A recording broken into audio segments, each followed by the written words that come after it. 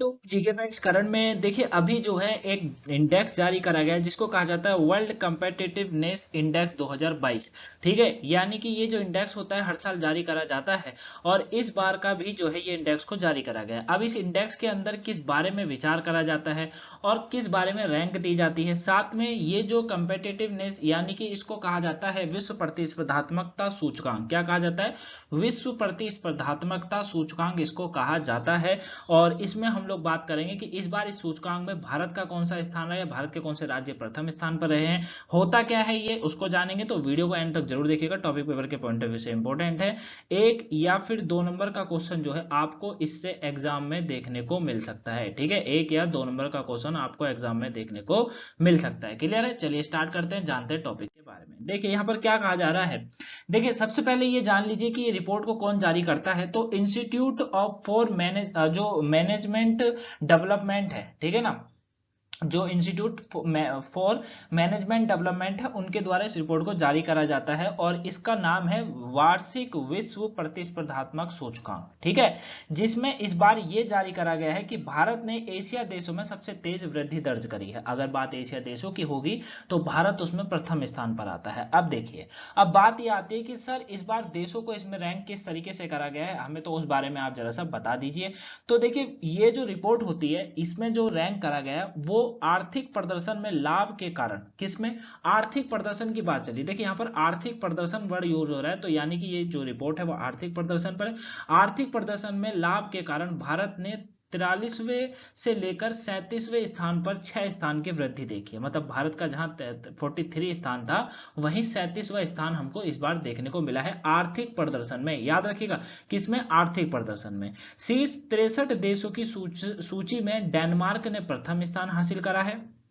इसे 2021 में तीसरे स्थान पर रखा गया था। जहां डेनमार्क 2021 में तीसरे स्थान पर था, 2022 में वही डेनमार्क प्रथम स्थान पर आ गया है। ठीक है, स्विट्जरलैंड और शीर्ष स्थानों से गिरकर दूसरे स्थान पर आ गया है। ठीक है, स्विट्जरलैंड जो है वो शीर्ष स्थान से गिरकर दूसरे स्थान पर आ गया है। इसके बाद सिंगापुर तीसरे स्थान पर है। तो ये आपको याद रखना है। प्रथम 3 रैंक मैंने आपको बता दी साथ में भारत की, कि अगर आर्थिक प्रदर्शन के बारे में जो कहा जा रहा है उसमें यह बताया जा रहा है कि आर्थिक प्रदर्शन में लाभ के कारण भारत को अपने जो है इस रैंकिंग में वृद्धि देखने को मिली है, जो कि वृद्धि है 43वें स्थान से लेकर भारत 37वें स्थान पर आ गया, यानी कि 6 स्थान की वृद्धि देखने को मिली है।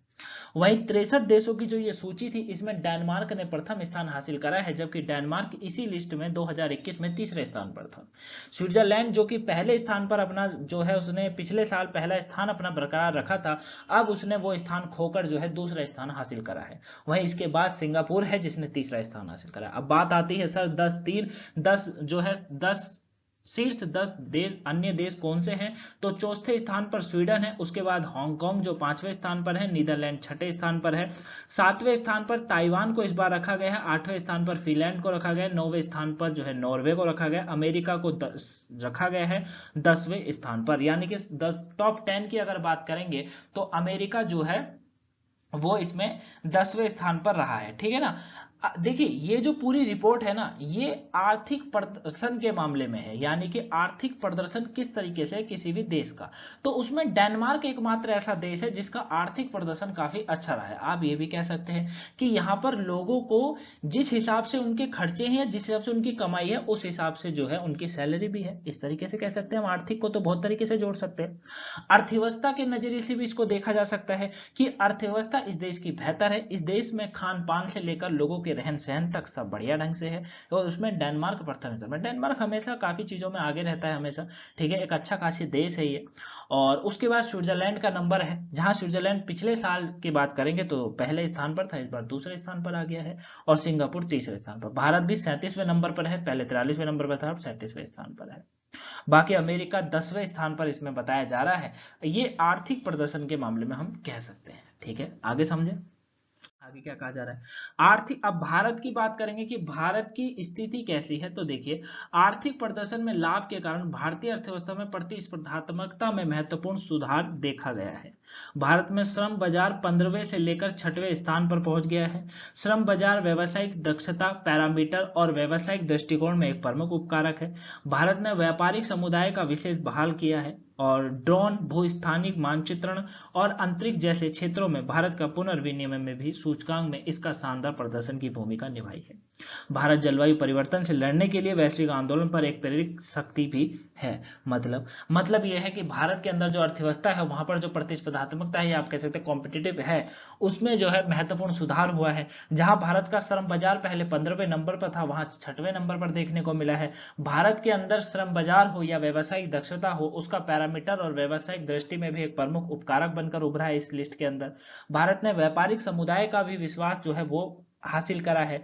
ड्रोन के माध्यम से या भूस्थानिक मानचित्र और अंतरिक्ष जैसे क्षेत्रों में भी भारत का पुनर्विनिमय विनिमय मतलब उसमें दोबारा से जो है इसका जीवित देखा जा रहा है। भारत उसका सूचकांक में शानदार प्रदर्शन की भूमिका निभाई है इन सब ने। इस सभी कारण भारत का जो है 6 स्थान गिरा है, मतलब वृद्धि हुई है।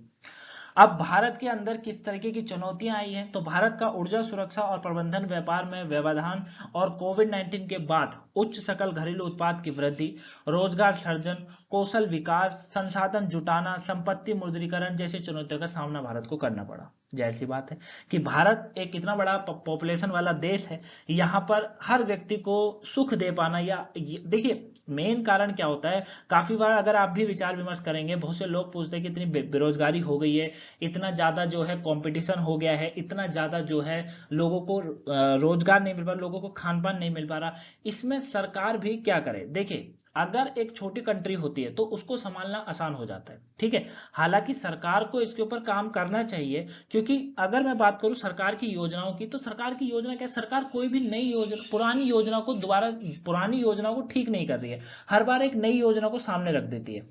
समझ रहे मेरी बात को। एक तो ये कारण है, क्योंकि कोई भी अगर नई योजना आती है तो उसको सेट होने में टाइम लगता है। दूसरा, एक तो पॉपुलेशन इतनी है कि उसको कवर कर पाना सालों की मेहनत के बराबर है, और यहाँ सालों में सरकार बदल जाए कुछ पता नहीं है। समझ रहे मेरी बात को, है ना, जिस हिसाब से राजनीति है कुछ पता नहीं है, ये सब चीजें हैं।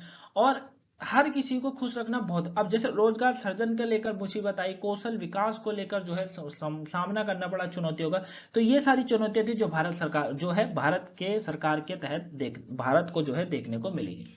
ठीक है, ये आपको याद रखना है। साथ में भारतीय अर्थव्यवस्था में व्यापार के लिए शीर्ष 5 आकर्षित कारकों में शामिल है, जैसे कुशल कार्यबल हो गया, उसके बाद अर्थव्यवस्था की गतिशीलता हो गई, लागत प्रतिस्पर्धा हो गई, सकारात्मक दृष्टिकोण और उच्च शैक्षिक स्तर को देखने को जो है, ये सब भारतीय अर्थव्यवस्था में व्यापार के लिए शीर्ष 5 आकर्षक कारकों में से गिने गए हैं। ठीक है, ये आपको याद रखना है, काफी इंपॉर्टेंट है। क्लियर हो गया।